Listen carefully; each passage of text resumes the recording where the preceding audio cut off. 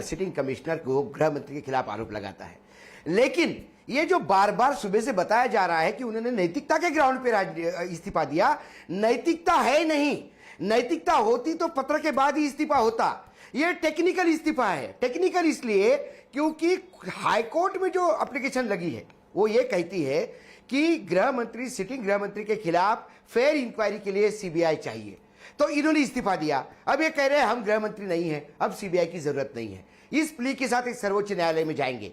लेकिन एक बात मैं बार बार दोहरा रहा हूं, पहले दिन से कह रहा था कि इसमें गृह मंत्री का इस्तीफा होगा। और देशमुख, अनिल देशमुख इतने बड़े नेता नहीं महाराष्ट्र में कि वो गृह मंत्री पद संभालते।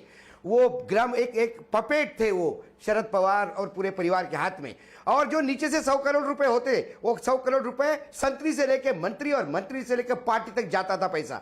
यही कारण है कि बार बार देशमुख को शील्ड किया जा रहा था।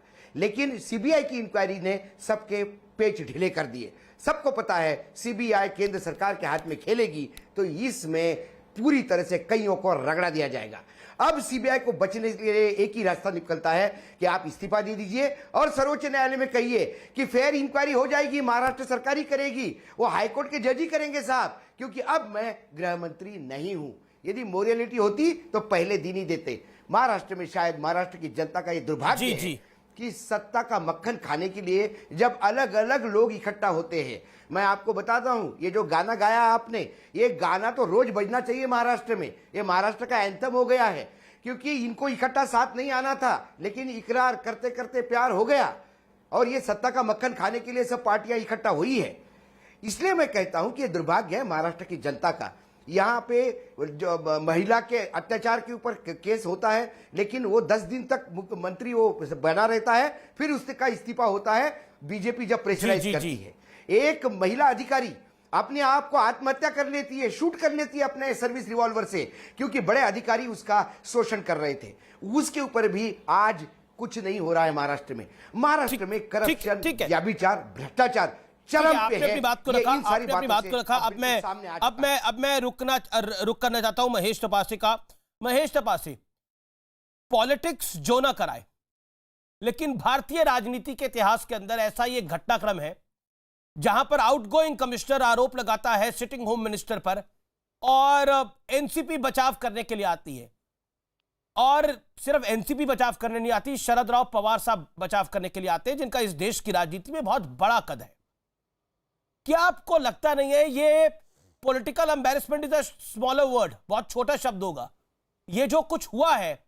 आप तो खुद मेरे कार्यक्रम में कह रहे थे, आपके बाकी नेता और मंत्री कहते हैं इस्तीफे का सवाल नहीं होता, बीजेपी के दबाव में नहीं आएंगे, लेकिन अंत में आपको आज इस्तीफा करवाना पड़ गया। नमस्कार अमित जी, और सबसे पहले तो धन्यवाद मुझे बुलाने के लिए। मैं आपको एक कहना, बड़ी ही नम्रता पूर्वक कहना चाहूंगा कि मुंबई उच्च न्यायालय ने जो आदेश दिए वो जांच के नहीं है, पूछताछ के हैं। आप पैराग्राफ 82 अगर पढ़ेंगे तो उसमें कहा है प्रिलिमिनरी इंक्वायरी, नॉट इन्वेस्टिगेशन। हर जांच ऐसे ही शुरू होती है महेश जी, जांच नहीं है, पूछताछ। मैं सीबीआई की कई जांचों को देख चुका हूं, प्रिलिमिनरी इंक्वायरी पीई से ही जांच शुरू होती है। जिस कोल स्कैम का बारी आई थी, उस कोल स्कैम की जांच भी पीई से ही शुरू हुई थी। 2G स्कैम की जांच भी पीई से ही शुरू हुई थी। हर जांच पीई से शुरू होती है। अगर पीई के अलावा किसी से जांच शुरू होती हो तो नाम बताइए आप उसका। अभी जी मुझे एक बात बोलनी, बिल्कुल मैं आपको बोल रहा हूं, आप ही बोल रहे हैं, लेकिन आपने बोला कि ये अभी जांच, लेकिन किसी भी जांच, कोई भी जांच पीई से ही शुरू होती है। जैसे कोई भी जांच एफआईआर से शुरू होती है, पीई से ही कोई जांच शुरू होती है। सुन लीजिए मेरी बात। शुरुआत में जब परमवीर सिंह साहब का 20 मार्च को पत्र आया, उस पत्र के संदर्भ में हमारी पार्टी के नेता पवार साहब ने बहुत ही उसके अंदर कॉग्निजेंस लेते हुए उस संदर्भ में कहा कि इसके ऊपर जांच होनी चाहिए, मुख्यमंत्री उचित समझे उस प्रकार की जांच मुख्यमंत्री महोदय करेंगे। पवार साहब ने किसी व्यक्ति का नाम भी लिया, हालांकि किसी कारणवश वो जांच उस प्रकार से नहीं हो पाई। और जब महाराष्ट्र की सरकार ने एक रिटायर्ड जज की अध्यक्षता में कमेटी बनाई, उसके माध्यम से जांच होगी। और गृह मंत्री ने भी बोला कि मुझे किसी भी जांच के सामने जाने के लिए किसी भी प्रकार की कोई भी तकलीफ नहीं है। एक मसला देखिए, परमवीर सिंह साहब की याचिका जो पिटीशन है ये सुप्रीम कोर्ट में गई। सुप्रीम कोर्ट में वहां पे अनिल देशमुख जी को पार्टी नहीं बनाया गया था। सुप्रीम कोर्ट ने कहा आप हाई कोर्ट में जाइए। हाई कोर्ट के जजेस ने सम्मानीय परमवीर सिंह साहब को बोला कि आप किस प्रकार के अधिकारी, आपको तो पूरी सारी चीजें मालूम है और आपको एफआईआर वगैरह वगैरह सारी चीजें आपके सामने लेकिन सीबीआई जांच के भी आदेश दिए।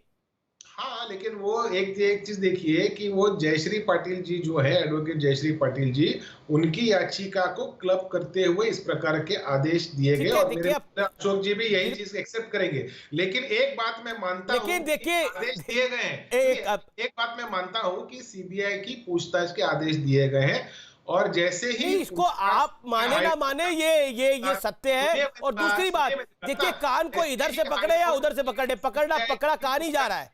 देखिए महेश भाई, मैं आपका बड़ा सम्मान करता हूं, मैं और मैं आपकी कठिनाई को भी समझता हूं। मैं आपकी कठिनाई को भी समझता हूं कि आप संभालने की कोशिश कर रहे हैं लेकिन संभल नहीं पा रहा मामला। लेकिन महेश जी, मैंने आपको पूरा वक्त दिया, आपने 3.5 मिनट अपनी बात को रखा। महेश जी अब मुझे बाकी मेहमानों के पास भी जाने दीजिए। देखिए राम कदम है, बीजेपी के वरिष्ठ नेता है महाराष्ट्र मुंबई के, उनका मैं रुख करता हूं। राम कदम, पहला लॉजिक जो इसी कार्यक्रम में दिया गया, ये देखिए जांच नहीं है, ये पीई है।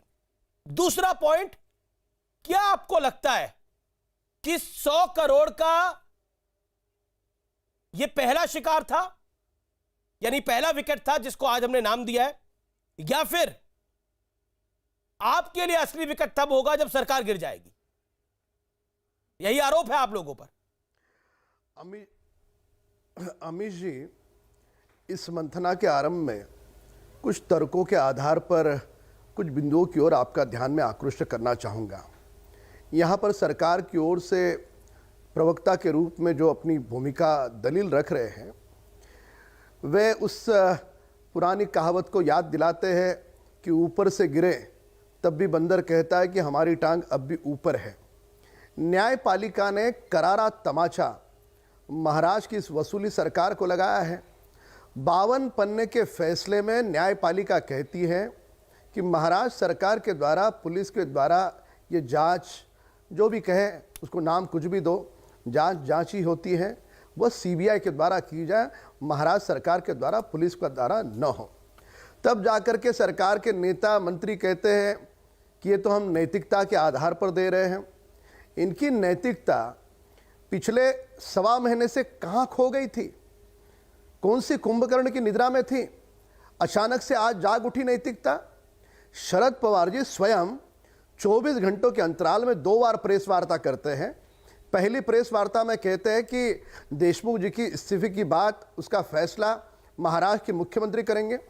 तुरंत चंद घंटों में ऐसी कौन सी बात घटित होती है कि उन्हीं शरद पवार को यू टर्न मारते हुए घुमजाव करने की आवश्यकता पड़ती है? कहते कि अब इस्तीफे की कोई आवश्यकता नहीं। क्या देशमुख जी मुंह खोले तो तीनों दलों के बड़े नेता मुंह दिखाने के लायक नहीं बचेंगे? यह डर था, इसलिए देशमुख जी का और वाजे गैंग का पूरी तरह से पहाड़ की तरह बड़े बड़े दिग्गज नेता समर्थन कर रहे थे, बचाव कर रहे थे।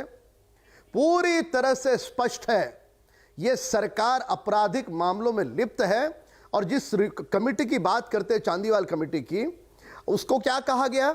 6 महीने के आराम से 6 महीने, उसके बाद